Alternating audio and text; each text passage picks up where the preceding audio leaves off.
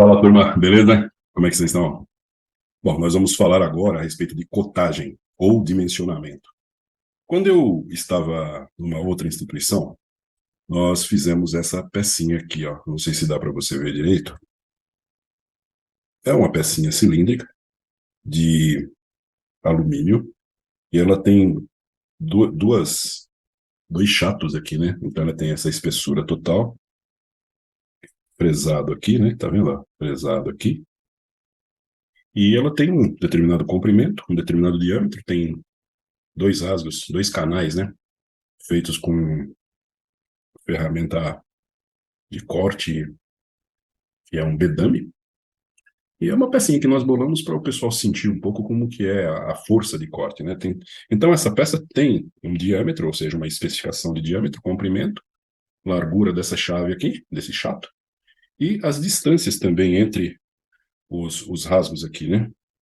Já essa peça aqui, a gente fez totalmente livre, né? É uma hélice de asa rotativa de esses moinhos de usina eólica. Usina eólica. Então não tem tanto compromisso, que acho que serve mais para eu ver a torção da asa, porque toda asa tem uma espécie de hélice, né? Ó, você consegue ver a torção da asa. Então toda peça que é feita, ela tem um desenho, né? E o desenho, além da parte que é o formato, a geometria dele, ele requisita que você faça uma qualificação. Ou seja, você precisa definir com exatidão as dimensões e posição dos diferentes elementos na peça. Essa informação é chamada de dimensionamento, de cotagem.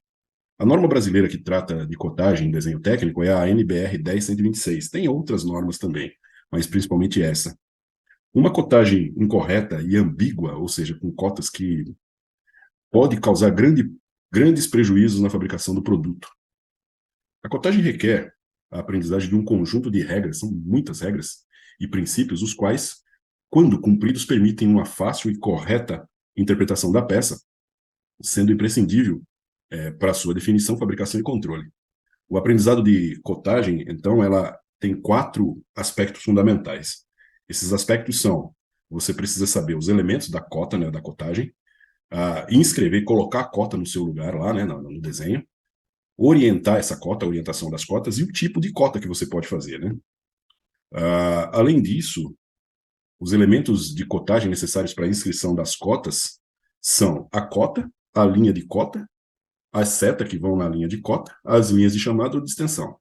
A cota é aquele valor numérico que indica a dimensão linear, angular, circular, seja lá o que for que você esteja dimensionando.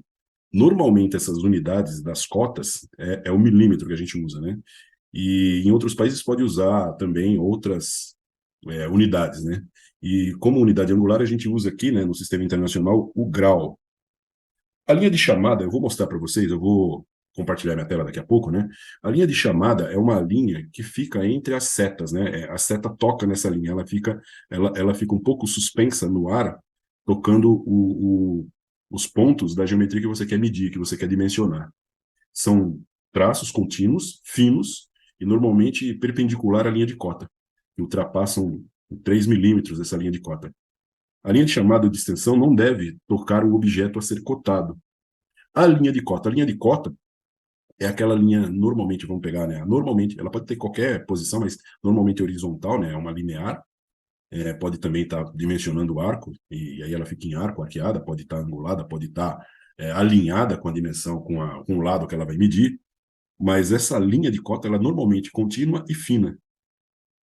E nós temos as setas. As setas da cota é uma coisa muito interessante, porque normalmente ela tem 3 milímetros de comprimento e ela é feita com 15 graus de cada lado, dando 30 graus no total, né? Então você tem ali uma cota. E normalmente ela é cheia, apesar de poder também haver a aberta, vazia, né? E para desenho arquitetônico nós usamos um traço, cortando o ponto onde passa a linha de cota e a linha de extensão. Essa linha inclinada seria a linha de extensão. Bom, para não ficar muito na conversa, nós vamos compartilhar a nossa tela com vocês para mostrar alguns pormenores desse trabalho de dimensionamento. Nós temos, então, vamos primeiro pegar as cotas, né? As cotas, elas tem esse formato, essa é a linha de cota. Aqui a seta pode ser cheia, vazia, ou ela pode ser aberta desse jeito aqui. Na arquitetura, usa muito esse traço aqui, inclinado. E ainda tem esse formato, que é um círculo cheio, né? Um ponto cheio. E quando você tem superfícies muito com um comprimento muito ínfimo, né? Você coloca, ao invés de uma seta, você coloca um pontinho ali. É como está representado aqui, ó. Aqui você tem a linha de cota, as setas. Essas setas aqui estão com 5 milímetros, a altura dessa letra está com 5 milímetros. E você tem que a letra, ela não toca aqui a linha de cota, tá vendo? Ó? Ela fica suspensa. Da mesma maneira, você tem que perceber que essa aqui é a linha de chamada. Ó. A linha de chamada não toca no desenho também, ó. Ela fica no ar, ok? Bom, então o desenho, o contorno do desenho, normalmente é um traço cheio e ele é grosso. Ele talvez não seja tão grosso quanto está apresentando aqui, mas normalmente, se a gente for desenhar a caneta, isso aí é 0,35. 0,35 a 0,4. E uma linha de cota, ela seria uma linha fina, né? Seria com 0,2. Enquanto que uma chura seria com 0,2 também. Uma linha de centro seria com 0,1, 0,15. A linha de chamada com 0,02 também, ou 0,1, 0,15. Um negócio assim, é mais fina. Então, ele está descrevendo aqui que a linha de cota ela é contínua estreita, eu diria que é contínua fina, a linha de chamada ou extensão, e a linha do contorno do desenho ela é uma linha contínua grossa. E quando não há espaço suficiente na colocação das setas, você pode colocar as cotas, né, fora do limite do desenho, é, definidos pelas linhas de chamada ou de extensão. Bom, símbolos no desenho, né? São elementos complementares de cotagem que permitem identificar diretamente a forma de alguns elementos, facilitando a interpretação do desenho. Então, muitas vezes você tem, por exemplo, uma superfície que tem esse X aqui assim, ele é uma linha mais fina, né? Isso aqui, você pode identificar ele com, por exemplo, uma cota dizendo que é uma superfície quadrada. Então, você tem aqui um chato, certo? Porque ele é plano e é uma superfície quadrada, não é uma superfície circular. Aqui ele está identificando que é um raio esférico com 40. Aqui um diâmetro de 80. Então aqui está a simbologia usada aqui normalmente nos desenhos. Fora que você tem linha de centro, né, que é uma linha fina, traço ponto. E o que mais que nós temos aqui? Mais nada. Só isso aí. E aí entra aquela parte de inscrição das cotas, né? Eu preciso colocar as cotas do desenho. A inscrição das cotas no desenho obedece um conjunto de regras que visam facilitar a leitura e interpretação do desenho. As regras gerais relacionadas com a inscrição das cotas nos desenhos são as seguintes. As cotas indicadas no desenho são sempre as cotas reais do objeto, independentemente da escala usada no desenho. Se a cota está dizendo que é 20, aquela medida é 20 milímetros. E não pode ser omitida nenhuma cota necessária para a definição da peça. Se o desenhista ou o cadista esquece uma dessas cotas, ele compromete a confecção ou a manufatura daquela peça. Então, por exemplo, né, vamos supor que você tem uma peça como essa aqui, e você vai colocar as cotas. Aqui você já tem uma cota com 13, mostrando esse furo, então não há necessidade de você colocar aqui.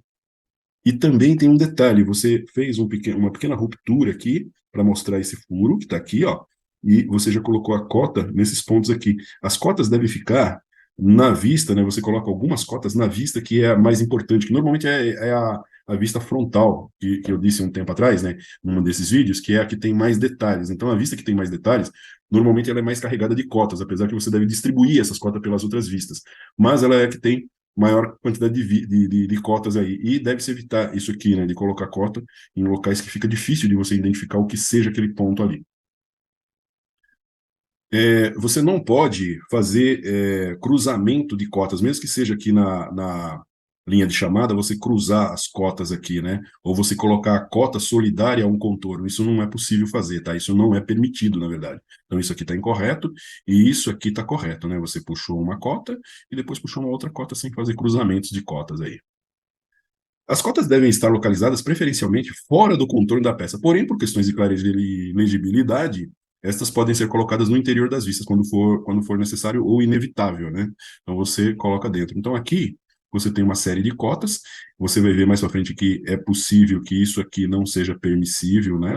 Você podia colocar a cota, que é o valor, né, o número, um pouco afastado aqui para ele não ser quebrado aqui pela linha de centro, mas tudo bem. A cota ela fica mais ou menos na distância de 8 milímetros aqui, 10 milímetros aqui, não tão distante, ok? Por isso que ele fala que isso aqui é para evitar, né? As cotas devem ficar localizadas o mais próximo possível do detalhe a ser cotado, né? Então, aqui, por exemplo, eu coloco sempre uma distância de 7, 8 milímetros, uma vez que a cota, que é o valor, ela tem uma altura de 4 ou 5 milímetros. Quando você tiver que escolher colocar uma cota e ela vai percorrer uma determinada geometria, uma forma, ela vai ficando inclinada, a cota tem que normalmente estar sempre acima da linha de cota e de forma que você consiga ler. Então você não vai inverter essa cota, você não vai virar ela de uma forma que você não consiga ler. Ela sempre vai ficar de uma forma, como está mostrando nesse desenho aqui. Se for uma cota de ângulo arqueada, vai ficar nesse formato aqui, ó. Essas daqui ela ficou para cima e essas daqui ela ficou para dentro, ó. Aqui também mostra um pouco, ó, desse lado ficou desse lado ficou do lado oposto aqui, aqui para dentro, aqui para fora. Mas você poderia também configurar o seu CAD, ou você fazer, né, normalmente, manualmente, fazendo com que a cota ficasse no centro. Aí você corta a linha de cota, você rompe a linha de cota para que a cota fique no centro aqui, ó, tá vendo? Ó? Olha só isso. É a ISO 129 que permite esse posicionamento das cotas. Ah, como eu disse anteriormente, você tem uma cota e essa cota está sendo cortada, né? Está uma linha de centro cortando ela ali no meio. Então a gente deve evitar isso. De preferência, você vai cotar, você coloca o número em cheio numa das posições para que ele seja lido de maneira mais clara. Não que, quando necessário, quando é inevitável, você pode deixar dessa forma, mas aqui, se for possível, essa forma é melhor. Normalmente, a cota, ela, principalmente aqui no Brasil, né, ela está em milímetros. Então, quando você desenha no AutoCAD, você desenha em milímetros. Se for uma unidade diferente, obrigatoriamente você vai dizer que unidade que é. E se você tiver dois tipos de unidade num desenho, aí você tem que identificar outra. Aqui, felizmente, você tem um tarugo de meia polegada, com 70 milímetros de comprimento, e o polegada ficou diâmetro, meia e o sinalzinho de polegada aqui. Então, é assim que você identifica, com esse símbolo aqui, polegada. Duas unidades diferentes aqui, milímetro e aqui polegada. Linhas invisíveis, né? Linhas tracejadas, aqui tem várias coisas a ser ditas, né? A linha tracejada, ela começa nessa linha cheia, ela não fica um vão aqui. Queria ter feito uma errada para poder mostrar para vocês. Mas as linhas invisíveis, você não deve cotar elas, você não deve colocar cota em linha invisível. E sim em linha cheia, né? Então aqui ele fez um corte para que ficasse mais visível aqui. Mesmo porque se aqui tiver um monte de linhas, você pode se questionar, mas por que não? Tudo bem, aqui tem só um par de linhas. Mas se você tiver um monte de linhas se cruzando ali, que nem aquela válvula Globo que eu mostrei em uma outra aula, aí você não sabe o que você está cotando, entendeu? E ninguém vai saber construir o que você está cotando, porque não sabe, não dá para identificar com linha visível. Agora, quando a linha, quando você corta, que você mostra o detalhamento, fica fácil de você identificar. Então, deve-se evitar isso aqui e é recomendado fazer isso aqui. A cotagem dos elementos é fundamental para a identificação, tanto da forma, né, da forma da peça que você está fazendo, como da posição de alguns elementos. Então, ela é fundamental. Por exemplo, né, a cotagem da forma diz respeito à cotagem do desenho, a cotagem de forma geral. Se você tem uma peça prismática, você vai ter comprimento, largura e altura dessa peça. É imprescindível você colocar essas três dimensões. Se for uma peça cilíndrica, você vai ter diâmetro e comprimento aqui, na boa, só duas vistas, está bem representado.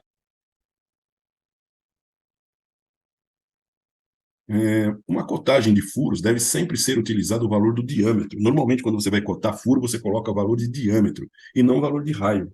Por quê? Porque normalmente as brocas, alargadores e outros elementos que são para fazer furos, eles são dados em diâmetro. Você identifica eles pelo diâmetro. Um alargador de 10, alargador de 8. 8 o quê? 8 milímetros de diâmetro.